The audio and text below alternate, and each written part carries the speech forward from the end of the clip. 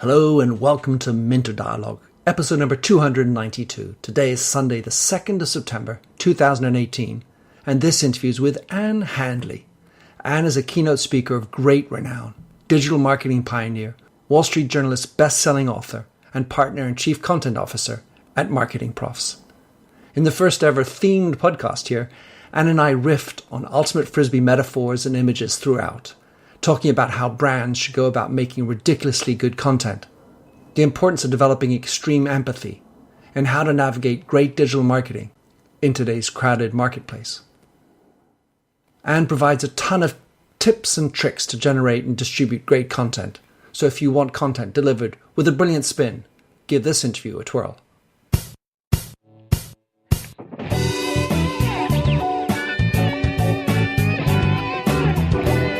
Welcome to the Minter Dialogue podcast, where we discuss branding and all things digital. I am Minter Dial, your host, and you'll find the show notes on my eponymous site, minterdial.com. Enjoy the show. Anne Handley, you are a master of the universe in my world. I was just speaking about you to a wonderful friend over here, and how I was going to get you on my show, and I'm very glad after all these many months, if not years, of following what you're up to get you on the show. So, in your own words, Anne, who are you? Well, first of all, thank you so much for having me. And you are not kidding when you say years, because it feels that way, doesn't it? We had so much back and forth. If you don't know me, anyone who's listening, I am the Chief Content Officer of MarketingProfs. I am ostensibly the world's first Chief Content Officer, for whatever that counts for. And I've written a few books. I co-wrote Content Rules, which was one of the best-selling books on content marketing. And I wrote Everybody Writes, which is a kind of elements of style for a content marketing age.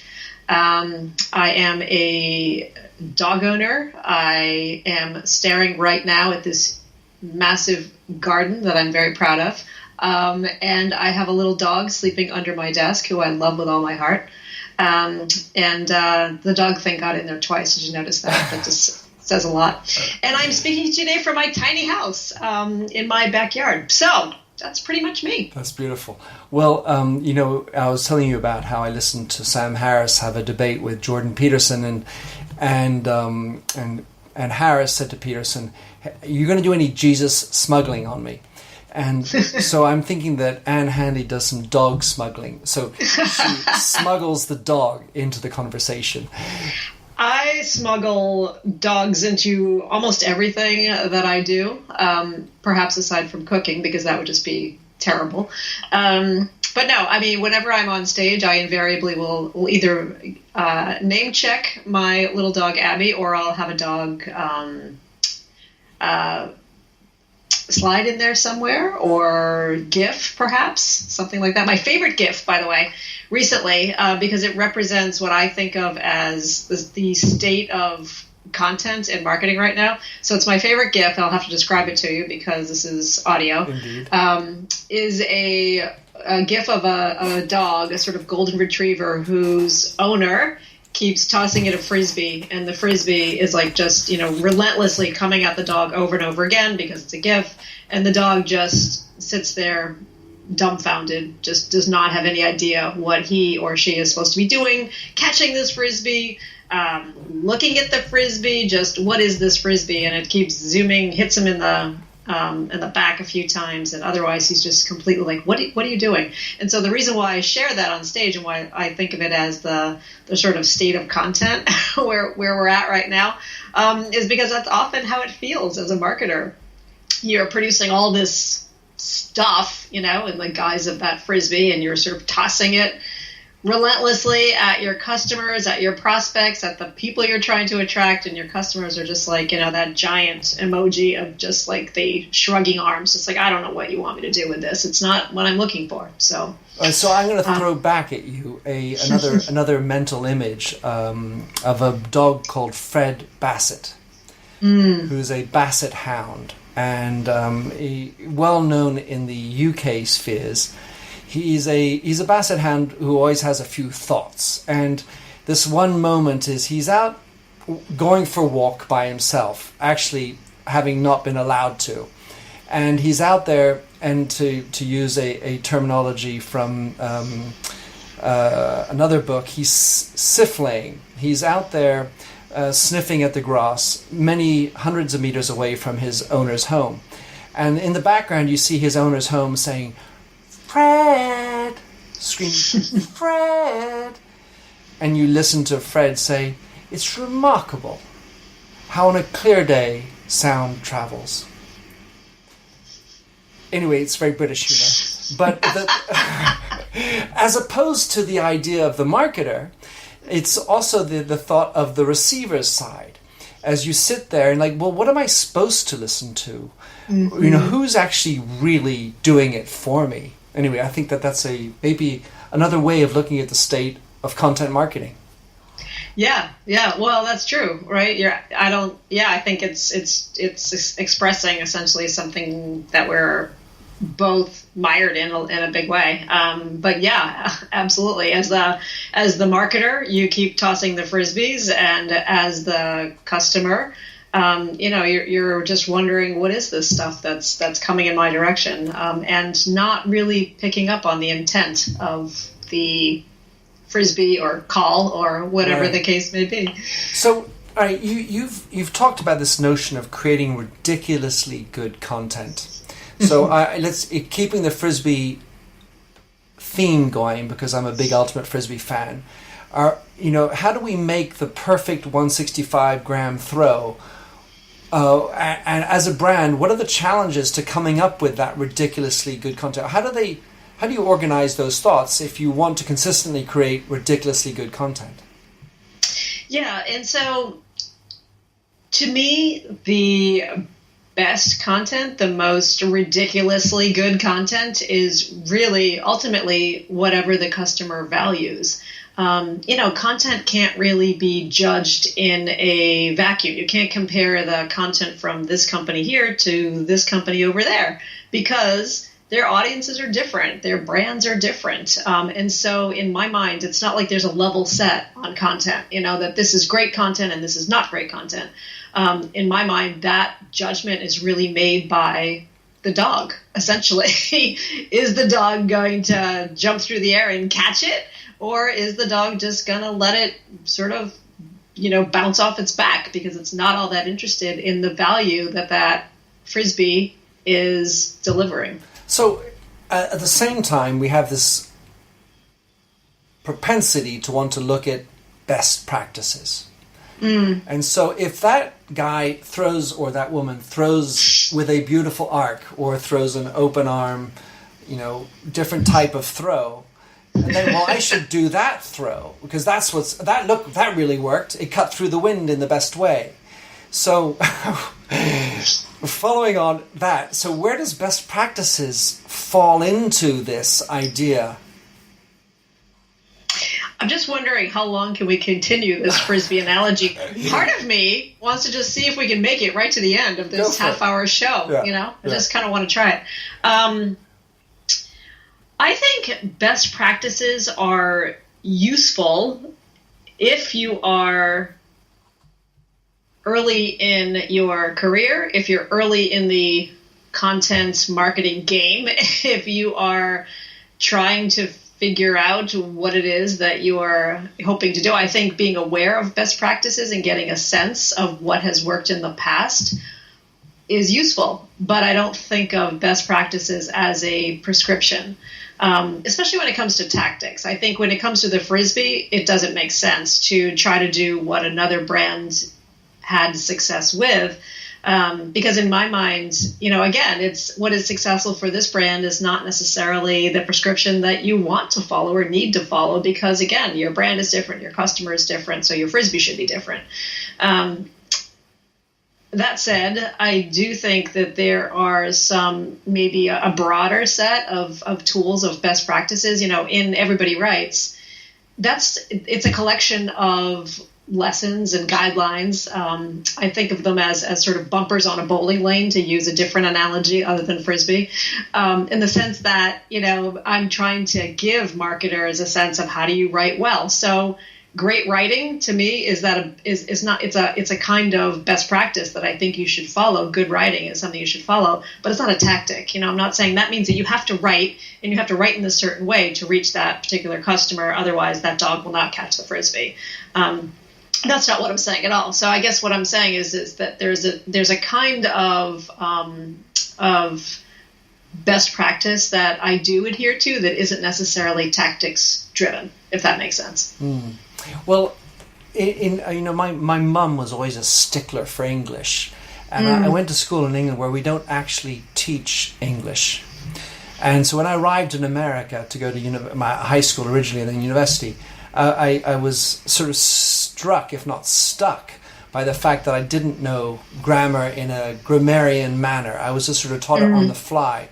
And so inevitably with my mum, when I would write to her, I always had to be a little bit more careful because she would pick apart my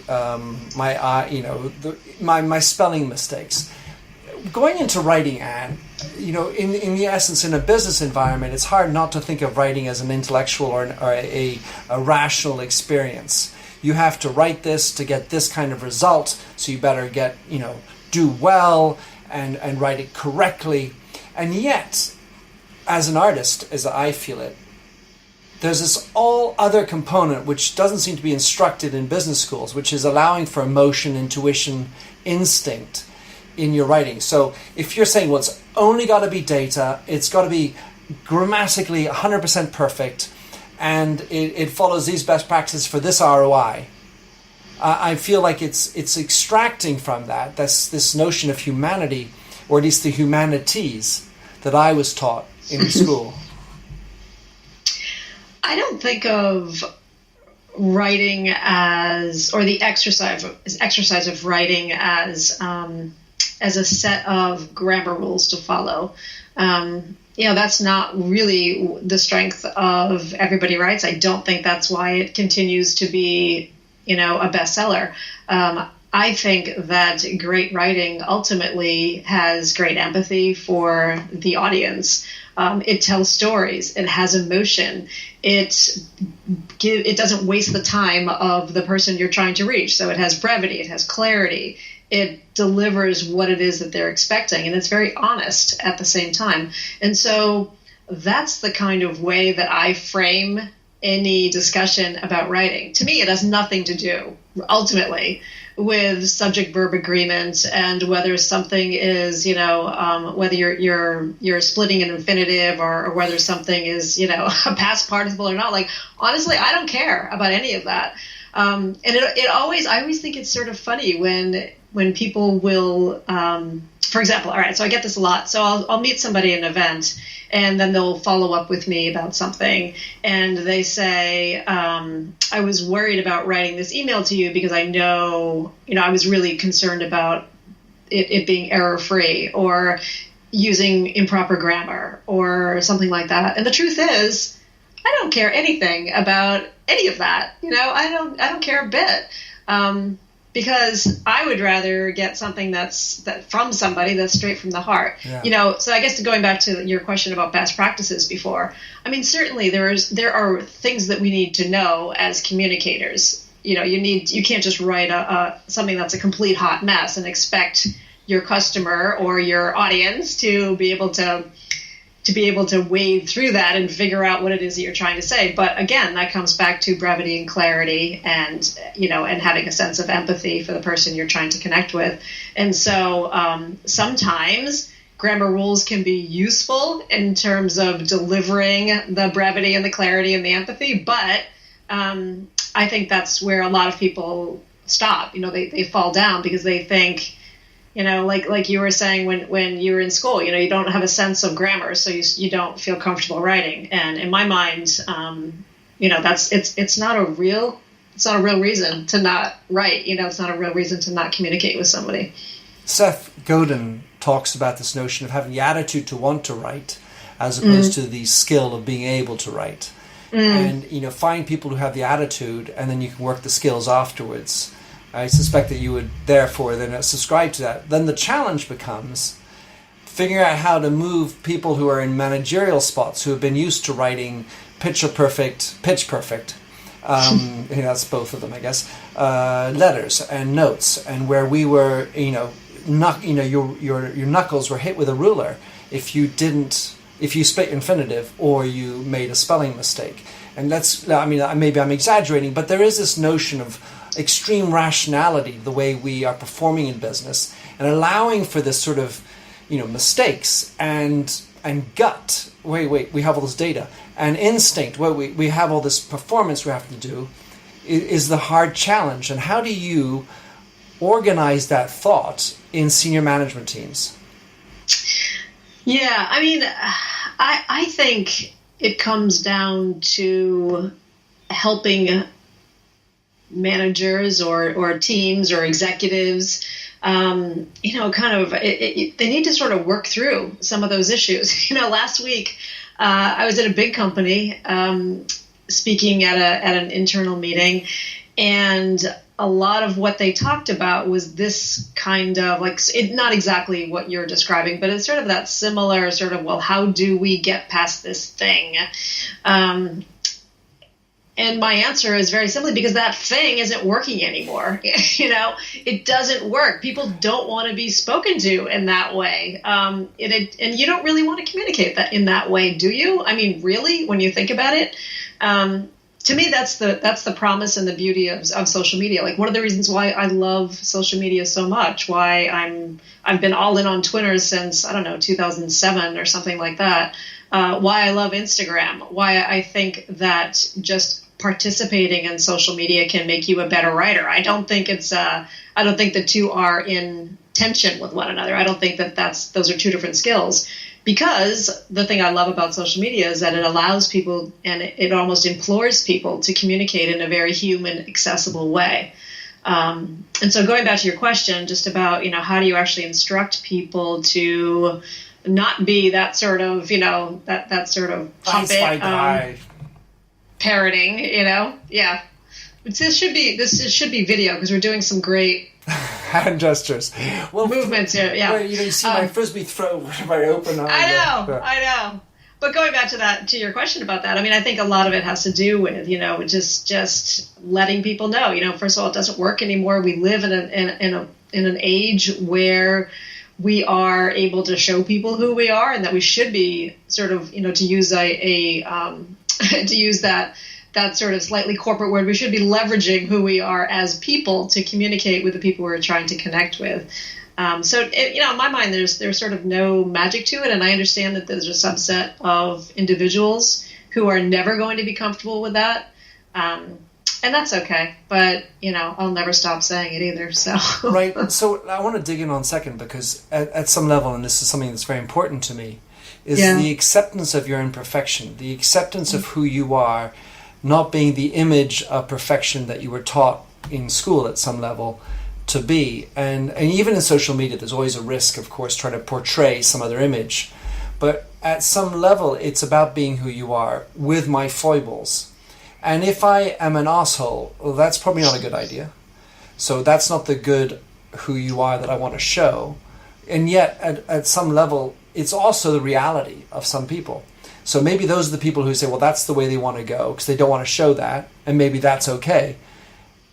How do you untangle that? Because at some level, it's about being more who you are. And I, who studied women's studies, tend to, in a gross generalization, tend to think that women overall seem to be more okay with this idea than men overall. Okay with the idea of being more human? Yeah, being more you in your fullest self, as opposed to just, cutting off and putting on a tie and doing a professional self. Yeah, I don't know if that's true. I'm trying to, think of people who I know even. I'm not sure if women are more okay with it or not, because in some ways... I don't know. That's interesting. I've never, I'm not a women's studies major, so I've never thought of it in those terms. And I don't tend to see the world in those terms either. So it's a little challenging for me to think about that right now. But it's my filter. What's that? It's my filter. It's your filter. Yeah, that's interesting. Yeah, Yeah, I don't see it that way necessarily. I mean, I think what the world wants from all of us really is just that we try to understand who that we're talking to, who we are talking to, that we try to communicate in a way that makes sense to that person, and that we, try to put ourselves in that other person's shoes. We try to assume their point of view about things. I mean, it's certainly what I do as not just as a writer, but as a communicator and as a person, whether I'm talking to my own kids or whether I'm talking to this little dog under the table right now, or whether I'm talking to my audience at MarketingProfs or more broadly to my newsletter subscribers, say, at AnnHandley.com. So it's always what I try to do, and I think that that's what the most successful marketers do. I think it's also what it's exactly what the kind of people who I want to hang around do as well. So I don't know. I feel like that's a little bit of a muddy way to answer it, but I also feel that that really all we need, if we tried to look at things from another person's point of view, ultimately that benefits us. Ironically. Well, and so this brings up a perfect conduit for the next idea or notion. So on the one hand, we're trying to create ridiculously good content, and the other term you like to use is extreme empathy. So obviously these are quite related terms. At the same time, whether it's ridiculous empathy, ridiculous content or extreme empathy, if we're especially with you with such a large audience or a brand with a large number of customers or potential customers, it's very hard to be granular about that. So at some level, I guess the question which is, how does one develop empathy, especially if you're working in a company like so many of the people that we're listening to this are? How do they develop that empathy to be in touch with their customers, the 100 million or 10 million or 1 million, however large their set is, be empathic with that group? I think that, like we were talking about a second ago, I mean, I think you just have to try to get into the customer's mindset. I think marketers spend a lot of time doing things like developing personas and try to understand their target market. To me, it's a whole lot valuable to get to know one person who may be a person that you're looking to market to. Really understand that person, visualize them in your brain, talk to them on the phone, sit down and look at them face to face on a video camera like we're doing right now. To me, that's hugely important to do just on a regular basis. And so I talk to a lot of big brands who do what I just described. They've got these customer personas. Often they're, sort of in a file somewhere that's tucked away on somebody's laptop, or that's, even worse, printed out into a binder and stuck on a shelf somewhere in a conference room. And they sort of have this vague notion of that person that they're marketing to. Sometimes I'm sure you've talked to brands who do this. They give them fake names. They give them fake attributes. And so I don't find that particularly useful. I mean, I think it's a whole lot more useful to actually get to know the people that you're speaking with. And I don't care whether that's, I don't think that's the domain of just a small brand, and I think it's actually the domain of it's an exercise that's available to anybody, whether you're at a big brand or a small brand. I talk to a lot of marketers all the time who don't spend a lot of time speaking to customers. Sales talks to customers, customer service talks to customers. Marketers, unless they go out of their way, often don't. And so I guess I just challenge marketers to go out and talk to your customers. Have a sense of not just that you are marketing to them, but that you have a certain camaraderie with them. And I think if you adopted that mindset as a marketer, then that will go a long way toward developing that empathy that you need. And by the way, I don't call it extreme empathy. I call it pathological empathy. So another level. Yeah. And yeah, it is a whole other level. And certainly part of that pathological empathy can be informed by data. You can look at just data about your audience at the macro or micro level, but at the same time, I really think that nothing can supplant that human conversation, that sense of not just marketing to, but camaraderie with your customer, as whoever that person is. All right, so of course I don't know under the hood whether Anne Handley writes her own newsletters or there's a team of 24 fingers who participate. Oh man, I wish. No, I do it all myself. All right, so then the question I have is, inside Anne Handley's brain, when she's writing this, is she thinking of someone? In which case, who is that? And how does she make her letters, therefore, work with everybody? The truth is they don't work with everybody. They only work with people who are in that sweet spot of a sort of market that I've identified where I feel like I have some integrity and I have a reputation and finally I'm interested in it. So those three things. And that is the sort of the sweet spot of marketing and content and writing. That center right there is really where I pitch all of my newsletters more broadly.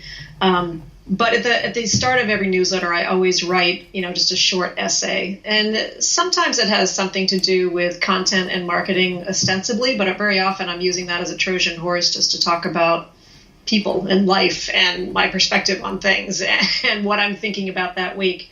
And that's always informed by some conversation that I had with somebody who subscribes to my newsletter or somebody who is in that sweet spot, a problem that they have or a question that they've asked me or something that they're thinking about. And so, so that's where it comes from. How do I get that information? Because, if I don't talk to people every single week, if I'm not actively picking up the phone and calling subscribers, because I'm not, how do I get that information is when people sign up for my email newsletters I have one email newsletter. It runs every 2 weeks. So every fortnight, essentially.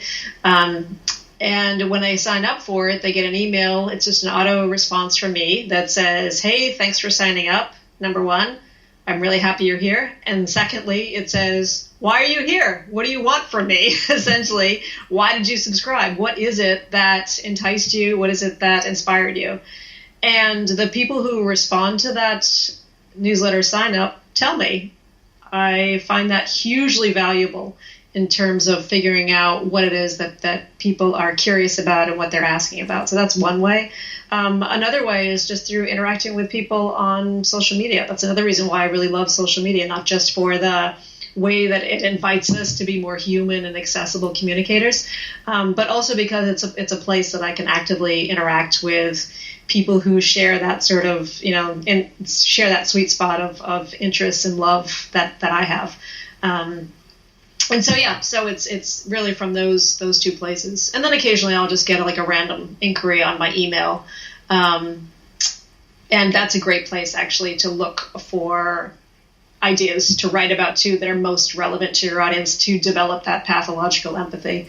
My friend Andy Crestodina, who has an agency in Chicago by the name of Orbit Media, he has this great tip that I stole from him and share very often on stages. And his tip for people is that when you don't know what to write about, check your sent folder. That the questions that you get in email are great places to start your content development process, because those questions you get from customers, from colleagues, from coworkers within your own company, whatever the case may be, those questions are really valuable in terms of if you can figure out a way to answer them in a way that's bigger than most people answer an email, and then use that as the start of your sort of content development process.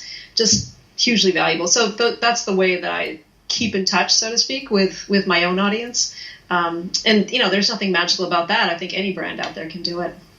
Well, except any brand is typically too much focused on their own little tummy button and what they're interested in, and to not spend the time necessary to listen to one anecdote or one friend or one email, which seems to be the way you operate. So maybe finishing up with a last question, which is this notion of distribution.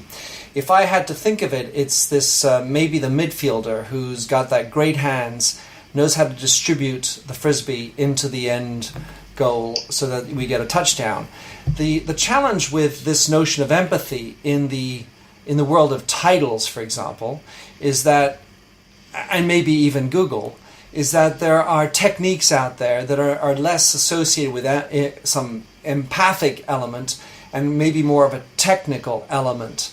So to what extent does empathy participate in your title making, for example? Is that something that because that's, I feel, in my opinion, a fundamentally different skill than the writing that goes in the body than the one that goes in the title. Your thoughts? I don't think so, actually. I mean, to me, it comes down to what will be interesting to the person you're trying to connect with. You're still trying to connect with a person. Headline is important. So is the first line. Actually, I obsess probably more about the first line than I do about the headline. I don't worry about the headline quite as much as the first line. And why is that? Because the first line is, well, two reasons. Number one, I think that in this age of kind of content abundance, when there's a whole lot of frisbees being thrown at that dog, that your reader is always looking for a reason not to read. And so I don't want to give that reader a reason not to read. You know, they've clicked in a headline, they've made it into the first line, and so to me, it's got to grab them immediately. And so I think about that first line with my own sense of urgency. I feel that it's the most important line in a piece, maybe even more so than the headline. I'm not sure. But yeah, I obsess about that first line. Is that also from a technical standpoint? Because when you see in many of the mail servers, you can see the first line in even a grayed out element. Is that also part of your reasoning? Yeah, absolutely. Yeah, I think, marketers know to pay attention to the headline too. I think that's advice that we've all heard how many times, right? That it's important for SEO, it's important for Google, it's important for, for the way it looks on your blog and in your newsletter and all that stuff. We don't hear that same sort of mantra about the first line. And so I think that the first line needs, just as much love, if not more, than the headline. Because again, your readers are looking for a reason not to read, but also you really want to get right into it. One of the problems that a lot of us have as writers, just straight up communicators, is that we tend to not get right into it. We tend to what I call take a running start. So we'll justify why it is that we're here, writing this post to this reader, or we'll give too much backstory right up front. And it's like, just like slash that right out and just get right into it right away. And so that's the importance of the first line. It's the line where you want to grab the reader as much as you can and to get them to read the second line and then the third line and then the fourth line. It's also just a great exercise for the writer, I think, too, to really hone in on what is it that we're trying to communicate? What is it that we're trying to say? And so it's an exercise for the writer as well to not take that running start, to not waste too much time, but instead just get right into, why are we here? What are we here to learn from one another? Typical of your books, Anne, lots of pearls of wisdom, and I'm now reflecting for myself how I tend to take a lot of running starts to because I want to contextualize. I kind of feel like I need to justify and I round it out to qualify that this is really what I'm trying to say, don't get it wrong, and ultimately that may be turning people off. So, Anne, beautiful. Thank you for coming on the show. It's been a marvelous, marvelous moment. Double L or one L if you're English or from American. Just kidding. How does one get in touch with you, sign up for your newsletters, and follow you? What's the best way? Oh, boy. So you can reach me at Anne Handley on Twitter or at MarketingProfs on Twitter. They are both mine. Again, I'm the Chief Content Officer of MarketingProfs. MarketingProfs publishes 2 email newsletters a week. We have lots of educational information and resources for marketers.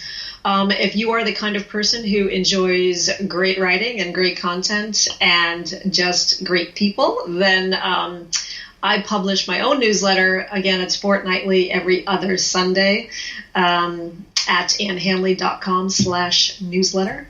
And I did that, by the way, because as you get more successful as a business owner, entrepreneur, marketer, whatever the case may be, sort of as you move up the food chain, so to speak, you get further and further away from making anything, from touching anything. When I started at MarketingProfs in 2002, I joined Alan Weiss, who was the founder, as the chief content officer, and I touched everything at MarketingProfs. I edited every single article. I reached out to an author to get those articles. I was doing the headlines and the first lines, and I was taking it all and putting it up on the website, and then I was creating the email newsletter and deploying that as well.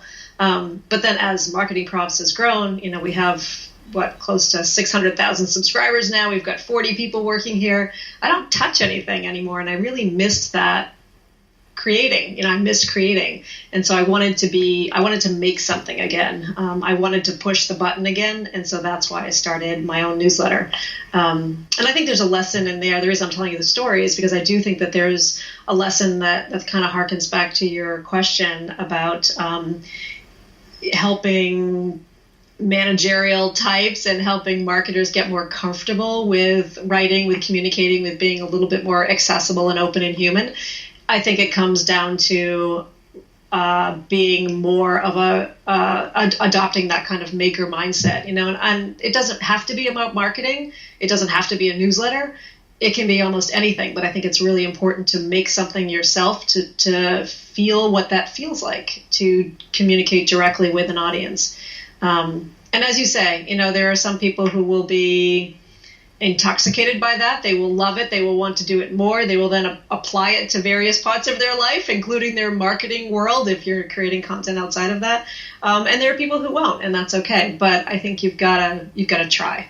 Well, I feel within that a flair of your journalistic background, and that marvel of being able to hit the publish button, and that excitement of pushing it out. And anyway, Anne, have appreciated very much listening to you. I know time is of the essence. It's been a pleasure to have you, and hopefully see you soon. I'm so happy we were able to work this out. Thank you for having me here. All right, well, we'll see you on a Frisbee pitch sometime. Thanks for having listened to this recording of the Minter Dialogue Show. You'll find the show notes and other blog posts on minterdial.com. If you enjoyed the show, please like the handy Facebook button, or better yet, head over to iTunes to give a rating and review. But first, relax to Josh Sachs's Finger Paint. Oh, fill me with all your colors, any different way to rid me of the gray, and heal me with all your imperfections that you mention in your lack of self-security. Oh,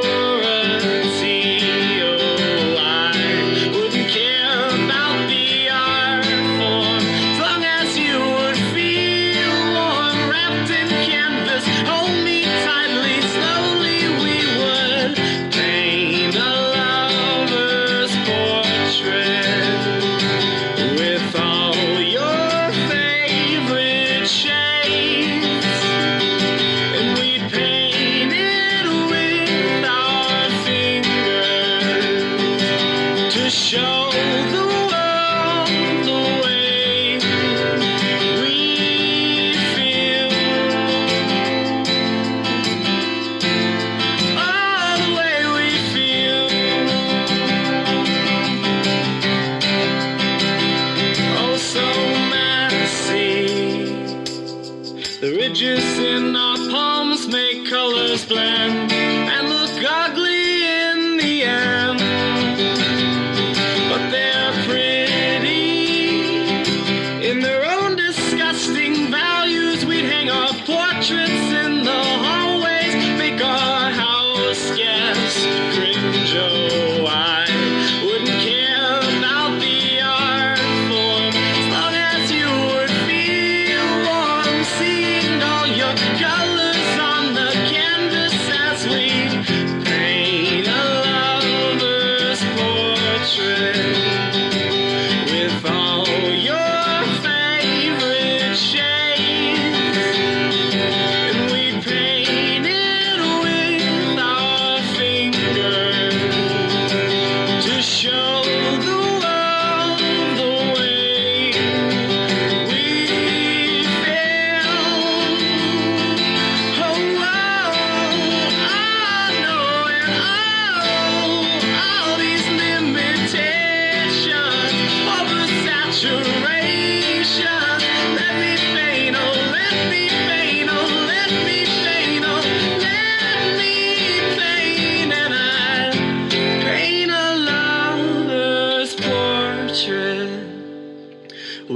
all your favorite shades.